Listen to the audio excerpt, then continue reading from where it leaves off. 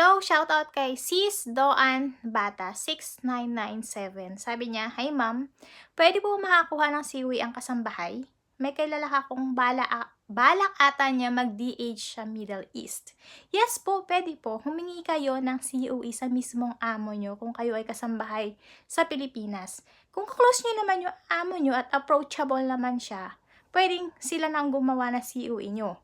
If sa tingin nyo naman medyo alanganin si ma'am or si sir, gumawa kayo ng COE nyo, tapos ipaprint nyo para pipirmahan na lang nila. Siguro naman hindi naman sila ganon kadamot or kasama para hindi nila pirmahan yung COE nyo na kayo na mismo yung gumawa.